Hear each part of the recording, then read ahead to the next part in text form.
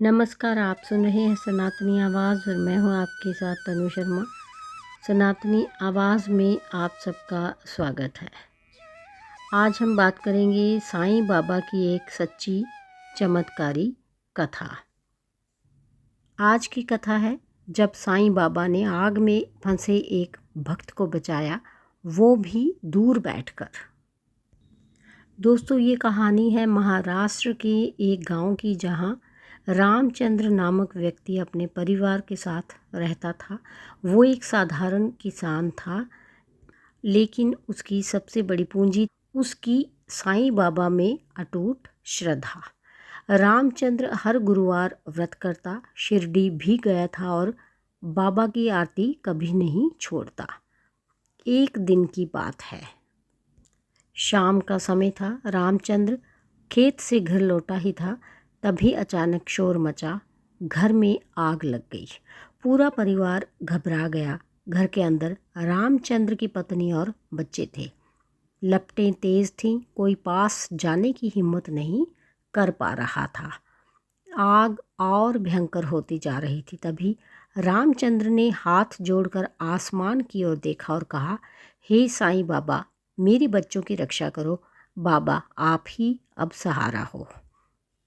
उसी समय शिरडी में साईं बाबा अपने द्वारका माई मंदिर में चुपचाप ध्यान में बैठे थे। अचानक उन्होंने अपनी आंखें खोली। बाबा बोले, अरे,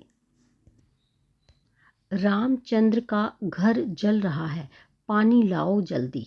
सब हैरान हो गए। रामचंद्र तो गांव में है, बाबा को कैसे पता?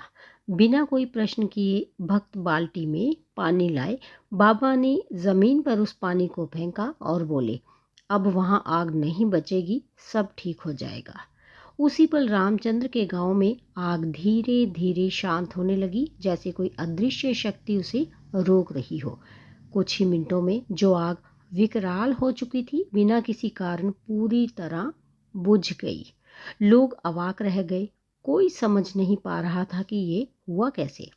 रामचंद्र जानता था, ये किसी दमकल की नहीं, बाबा की कृपा की आग बुझी है। दोस्तों, रामचंद्र अगले सप्ताह शिरडी गया और बाबा के चरणों में गिरकर रोने लगा।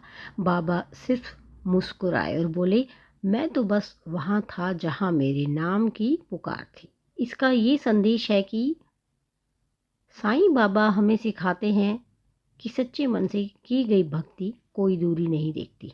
अगर हम श्रद्धा और सबूरी से पुकारते हैं तो बाबा हर विपत्ति में हमारी रक्षा करते हैं, चाहे वो आग हो, बीमारी, दुख या डर।